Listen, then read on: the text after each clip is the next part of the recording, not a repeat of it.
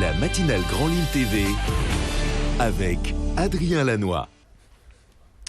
Vendredi 25 mars, tout juste 7h30, bonjour à toutes et à tous, bienvenue sur Grand Lille TV et toute l'actualité du jour dans votre métropole lilloise en images en 7 minutes, c'est le journal de la rédaction, c'est l'info qui avance avec vous. On ouvre tout de suite cette édition avec les prévisions météo. On vous annonçait hier l'arrivée d'une dépression océanique pour la fin de semaine, elle se décompose en fait en deux parties. Alors pluie et grisailles sont bel et bien au menu de cette matinée, mais la bonne nouvelle tout de même, c'est que cet après-midi les nuages laisseront place au soleil et on devrait profiter d'une très belle deuxième partie de journée, d'un temps sec et ensoleillé tout à l'heure et de nouveau une belle journée demain samedi, mais l'arrivée ensuite de cette dépression partie 2 avec dimanche et lundi un temps beaucoup plus instable et mitigé pour le week-end de Pâques. On en reparlera évidemment après le journal. La une de l'actualité de ce jeudi matin d'abord, c'est cette nouvelle action des jeunes hier à Lille. Lycéens et étudiants mobilisés de nouveau contre la réforme du Code du travail. 1 millier de manifestants ont défilé hier dans les rues du centre et dans le quartier d'Oisem. Une mobilisation traditionnelle, visible, pour demander le retrait de la loi El Khomri. Mais à l'université de Lille 1, depuis mercredi soir, un collectif de mobilisation composé d'une centaine d'étudiants a voté l'occupation sine die d'un des amphis du campus. Une cinquantaine d'étudiants en dorment ainsi sur place depuis mercredi, se relayant pour permettre à chacun de continuer à suivre les cours et de passer les examens. Des conférences et débats sont également organisés pour que tous puissent prendre conscience des enjeux de cette fameuse loi. Cette occupation est voulue reconductible par les étudiants jusqu'au retrait de la réforme.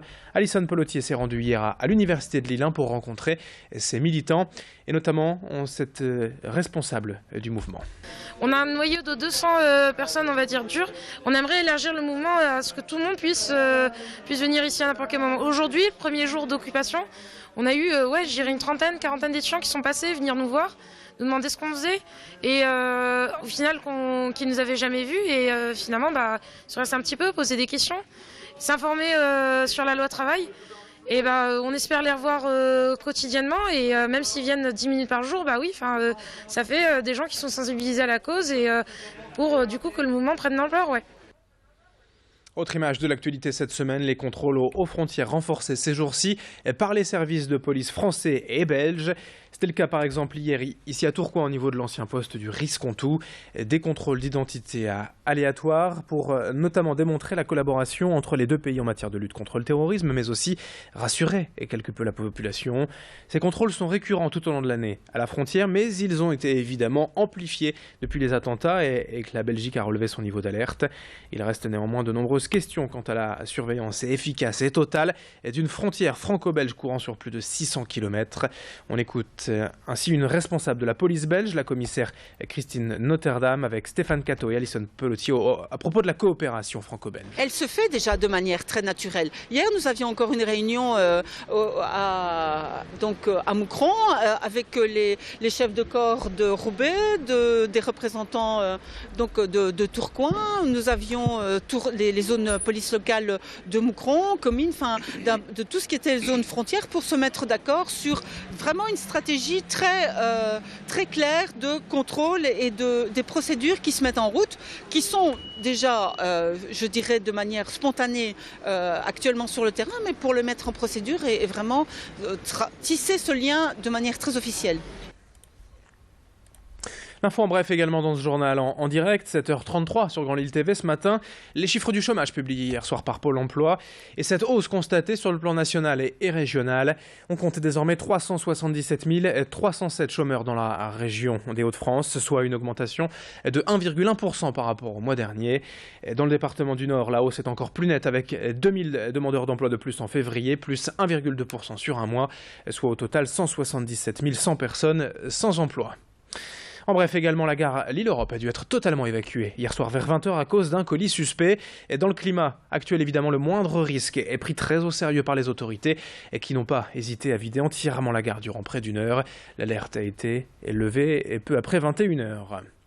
Dans le reste de cette édition, à présent, en ce week-end, avis aux amateurs de reptiles, ce que l'on appelle le peuple de l'ombre, Des dizaines, voire des centaines d'espèces de serpents, iguanes, tortues sont exposées à Waterloo ce dimanche, mais également des insectes, des phasmes, des mantes et des coléoptères. Des animaux qui en rebutent certains, mais qui en passionnent d'autres. Une trentaine d'éleveurs et de spécialistes seront là pour faire découvrir au public toute la richesse et la complexité de ces reptiles. Cette exposition est gratuite et sera ponctuée de démonstrations, d'initiations, notamment pour déguster certains de ces insectes et découvrir l'apiculture et des miels de la région. C'est dimanche à Waterloo, aux salles Roger Salengro. Brieux Gorchy et Maëva Lasserve sont allés se renseigner sur place. Il y aura du reptile, donc en reptile on pourra trouver des serpents, des lézards, de la tortue géante, de la tortue aquatique, de l'iguane adulte, du caméléon. On pourra trouver aussi tout un secteur insectes où vous retrouverez du phasme, des mantes, des coléoptères, des fourmis, des grands éleveurs de fourmis viendront aussi. Tout un secteur apiculture. Il y aura aussi un bar à miel pour goûter les différents types de miel, les différentes textures. Alors du sport également pour terminer ce journal avec du basket et les filles de l'ESBVA Lille Métropole on passe de se qualifier pour une deuxième finale européenne. De suite, elles ont rendez-vous à Basketland, à Mont-de-Marsan précisément ce soir pour les demi-finales retour. 26 points d'avance pour les filles de Villeneuve-d'Ascq et on espère cela devrait bien se passer pour l'ESBVA. Les garçons du LMBE reçoivent Boulogne ce soir au Palais Saint-Sauveur à Lille, 23e journée de Pro B.